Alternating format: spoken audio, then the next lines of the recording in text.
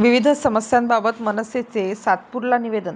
मनसे प्रमुख राज ठाकरे यांच्या आदेशाने व प्रदेश सरचिटणीस दिनकर पाटील, प्रदेश उपाध्यक्ष सलीम शेख, रतनकुमारी चम, जिल्हाध्यक्ष अंकुश पवार, शहराध्यक्ष सुदाम कोंबडे, शहर समन्वयक भाऊसाहेब निमसे, प्रदेश उपाध्यक्ष महिला सुजाताई डोरे यांच्या मार्गदर्शनाखाली सातपूर विभाग अध्यक्ष सचिन सिन्हा यांच्या नेतृत्वाखाली सातपूर विभागीय अधिकारी यांना रस्त्यावर पडलेले खड्डे तसेच मलेरिया व डेंग्यूच्या प्रमाणात वाढ होत असून लवकरात लवकर उपाययोजना करण्याचे निवेदन आले.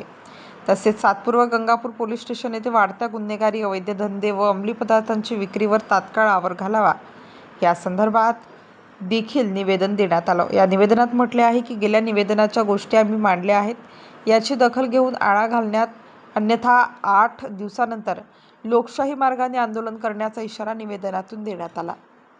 यावेळी सातपूर विभाग अध्यक्ष सचिन सिन्हा, शहर उपाध्यक्ष विशाल भावले, ज्ञानेश्वर बगडे, विजय आहिरे, मिलिंद कांबळे, किशोर वडजे, गणेश जायभावे, जयेंद्र खरात, लक्ष्मण साळवे, सोमनाथ पाटील, वैभव माहिरे व शाखा अध्यक्ष निलेश पानसरे, प्रभाकर कापडनीस, प्रणव सोनवणे, आरती खिराडकर व मोठ्या संख्येने पदाधिकारी उपस्थित होते. सातपूर विभागाच्या वतीने आज सातपूर विभागात येणारे सातपूर पोलीस ठाणे, गंगापूर पोलीस ठाणे व चिंचोळा पोलीस ठाणे येथे वाढत्या गुन्हेगारी तसेच अवैध धंदे, महिलांवर होणारे अत्याचार, चेन स्नॅचिंग, सायबर गुन्हे मोठ्या प्रमाणात वाढत आहे. तरी पोलीस प्रशासनाला ही नम्रपणे विनंती करण्यात आलेली आहे निवेदनाद्वारे की लवकरात लवकर या सर्व गोष्टीमध्ये आपण लक्ष घालावा. आम्ही पक्षाच्या वतीने CPला देखील हेच निवेदन आणि ग्रामीणमध्ये SP ला देखील हेच निवेदन देण्यात आलेलं आहे.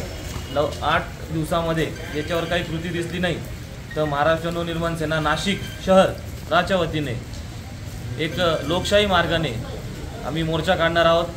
याची माहिती देण्यासाठी आम्ही सन्माननीय पोलीस निरीक्षक सर्व पोलीस स्टेशनमधले नाशिक शहरातील स्टार न्यूजसाठी सिद्धार्थ लोखंडे, नाशिक.